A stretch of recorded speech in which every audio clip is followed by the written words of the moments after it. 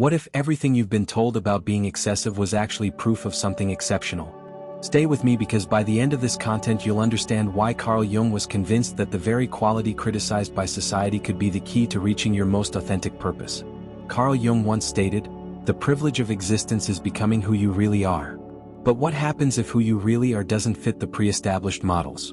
What if your intensity, your sensitivity, your refusal to accept superficial explanations weren't imperfections to fix, but indicators of a rare and influential psychological type? If you've ever felt like a foreigner in your own existence, if people have labeled you as too deep or too complex, this isn't by chance. But before continuing, like the video, share it with people who might benefit from it, and write in the comments which city you're following our YouTube channel from. According to Carl Jung's revolutionary research on character types, some individuals possess what he called differentiated consciousness, a method of experiencing reality that most people never develop. Here's what's fascinating. Jung discovered that these rare personalities often spend their entire existence thinking something's wrong with them, when in reality they operate at a level of psychological sophistication that's truly unusual. But there's a problem, and I'll reveal what it is shortly. Today we'll explore 8 unmistakable indicators that prove you possess this rare character type. If you recognize yourself in these patterns, it will not only change how you view your past, but could transform your entire future. But first I'd like to ask you something. Have you ever noticed that your emotional reactions seem disproportionate compared to what others experience? There's a psychological reason for this that Jung discovered, and it's not what you think. First indicator, you experience an emotional depth that others cannot understand. Carl Jung discovered something extraordinary about emotional intensity. He found that some individuals don't just feel emotions, but experience what he calls tonic affective complexes that generate deep psychological resonance. In simple terms, you don't just have feelings. Feelings flow through you like ocean currents, deep and transformative. Here's what Jung understood that most people don't grasp. This isn't emotional instability, it's emotional sophistication. But why does society try to convince you otherwise? When you feel deep emotions, you're not exaggerating. You're accessing levels of psychological experience that most people have learned to repress. Jung declared, everything that irritates us about others can lead us to an understanding of ourselves. Your emotional intensity isn't a burden. It's a kind of psychological radar that detects what others can't perceive. You sense unexpressed tension in environments. You notice when someone's smile doesn't match their eyes. You carry the hidden emotional currents of every interaction because your psyche is oriented toward depth, not superficial courtesies. But here's where things get interesting and where most people with this trait make a crucial mistake that keeps them stuck. Jung identified a specific pattern in how emotionally deep people sabotage their own talent. The world tells you to tone it down, be more rational, and stop making everything so dramatic. But Jung understood that when you repress this emotional depth, you don't become normal. You become neurotic. You begin to experience what he calls psychological division, where part of you knows the truth while another part tries to conform. This is why you've probably felt exhausted trying to be someone you're not. But what if I told you that Jung discovered a way to transform this emotional intensity from a burden into your greatest resource? I'll share this technique in signal number 6. Second indicator, you question everything with relentless curiosity. According to Carl Jung, most people live what he calls an unconscious existence. They accept social programming without examination. But you can't help but dig deeper. Jung would have recognized you as someone with an active thinking function that refuses to accept superficial explanations. Here's what's fundamental. Jung discovered that people who question everything aren't difficult people. They're psychologically honest. But this honesty has a hidden cost that most people only realize when it's too late. You don't just ask what, you ask why. Why do people stay in relationships that make them unhappy? Why do we accept systems that don't serve us? Why do we pretend that superficial conversations are meaningful connections? Your mind is constantly searching for the truth behind appearances. Jung called this the transcendent function, the psychological ability to see beyond current limitations. While others accept the status quo, you're already imagining what could be different, what could be better, what could be more genuine. But here's the paradox Jung identified. The more clearly you see, the more you can isolate yourself. Why? Because your questions threaten others' comfortable illusions. When you ask deep questions, you're not just seeking answers. You're challenging the psychological defenses that make people feel safe despite their limitations. This is why you've probably been called cynical or pessimistic. When you're truly courageously honest, Jung discovered something fascinating about people like you. You have what he called prophetic consciousness. You understand where things are going before others do. This gift comes with a responsibility that I'll reveal in the final signal and might surprise you. Third indicator, you've developed strong independence as a form of psychological survival. Carl Jung said, "The most frightening thing is to accept oneself completely." You've learned to do exactly this, not by choice but by necessity. According to Jung's research, people with rare personalities often develop what he calls individualized consciousness before others, usually through adversity. Here's what Jung understood that most therapists don't grasp. Your independence isn't a defensive mechanism, it's an achievement. But society will try to convince you it's a problem. And here's why it's dangerous. You've learned through painful experiences that depending on others for your sense of worth is like psychological quicksand. So you built yourself up. You stepped forward, often alone, and created an identity that couldn't be taken away by someone else's opinion or absence. Jung called this process individuation, the psychological journey toward wholeness. Most people never complete this journey because it requires confronting what Jung called the shadow. All the parts of yourself you've been taught to reject. But here's where things get more complex. Your independence attracts people who want to possess it and repels those who feel threatened by it. Jung identified a specific pattern in how independent personalities handle relationships. And understanding this pattern changes everything. You don't need someone to complete you because you've already done the psychological work to become whole. This means you don't seek relationships driven by desperation. You seek them by choice. You don't want someone to save you. You want someone to stand beside you while you continue to grow. Jung discovered something profound about people who achieve true independence. They become magnets for both authentic love and manipulative control. The key is knowing the difference. And I'll show you Jung's method for identifying it in signal number 7. Your solitude isn't isolation. It's a sanctuary. It's the place where you remember who you are beyond all roles and expectations. And this is self-knowledge. Jung argued it's the foundation of all psychological health. Fourth indicator, you possess an intuitive awareness that borders on extrasensory perception. Carl Jung revolutionized psychology when he identified intuition as a legitimate psychological function. He stated, "Intuition is perception through the unconscious that brings forth ideas, images, possibilities, ways out of a blocked situation through a mostly unconscious process." Here's what Jung discovered that science is only now proving.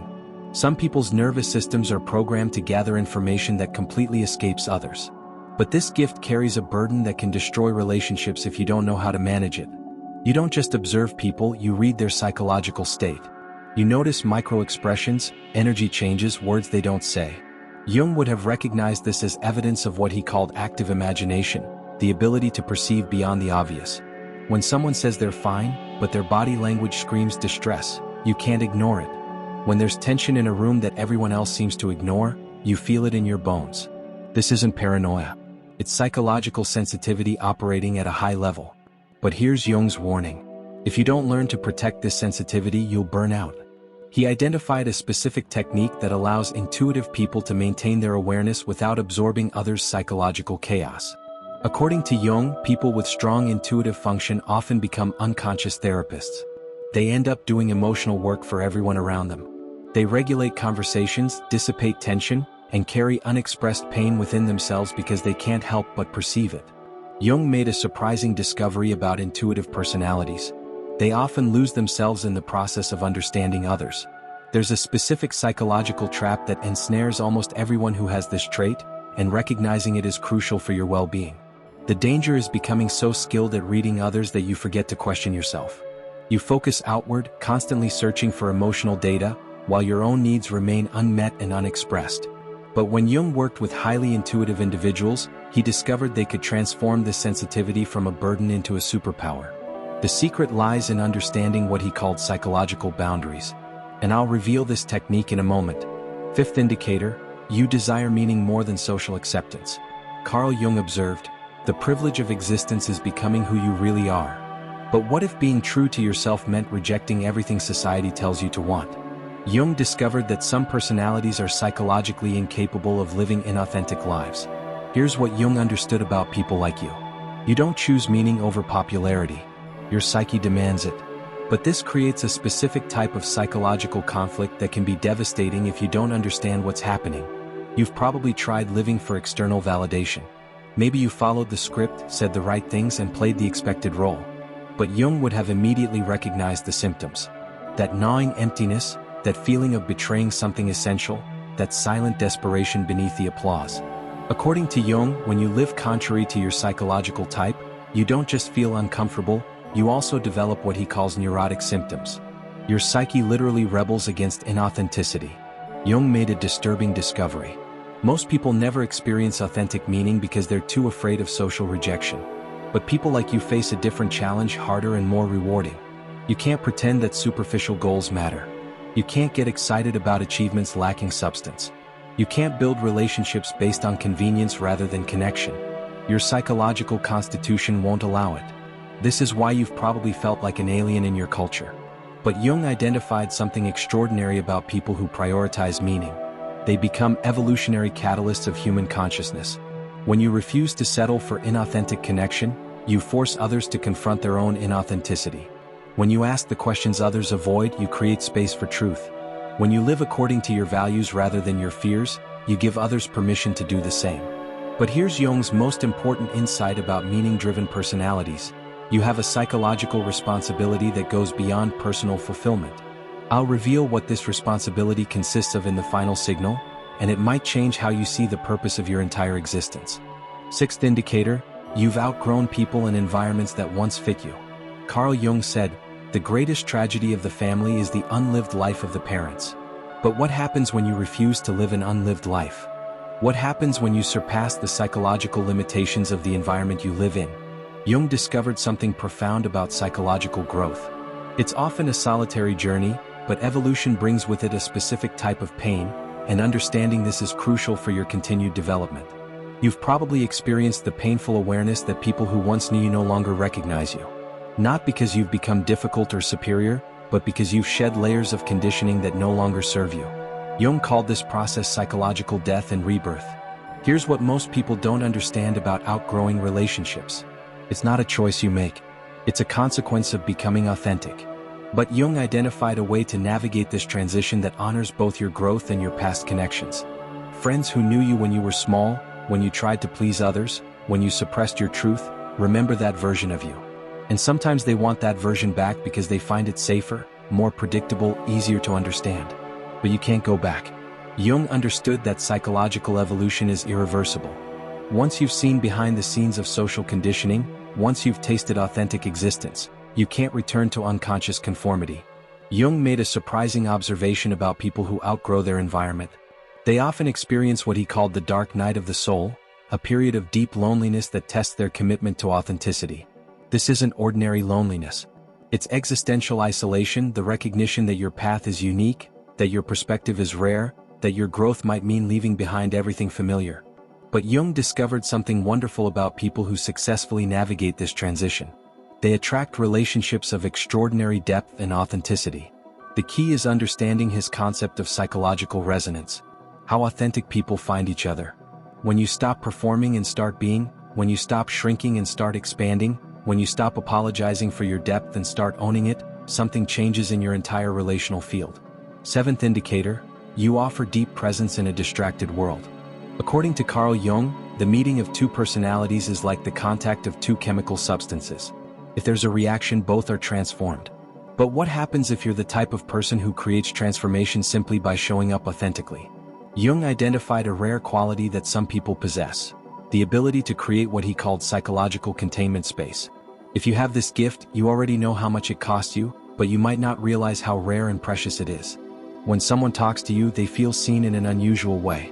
You don't just listen to their words. You perceive their underlying emotional state. You don't offer quick fixes. You offer deep witnessing. You don't rush to judge. You create space for truth to emerge. Jung understood that this level of presence is actually a form of psychological healing. In your company, people remember what it feels like to be human, complex, contradictory, worthy of understanding. But here's Jung's crucial insight. People gifted with this ability often burn out by giving it too generously. He identified specific psychological boundaries that allow empathetic people to maintain their depth without exhausting themselves. You've probably found yourself playing the role of unofficial therapist, emotional anchor, or safe harbor for others. This makes you valuable, but it can also make you invisible. You become so skilled at holding space for others that you forget to ask that space be held for you. Jung discovered something important about highly empathetic personalities. They often develop what he called helper syndrome, a pattern of unconscious sacrifice that ultimately serves no one. The work isn't about stopping caring or closing your heart.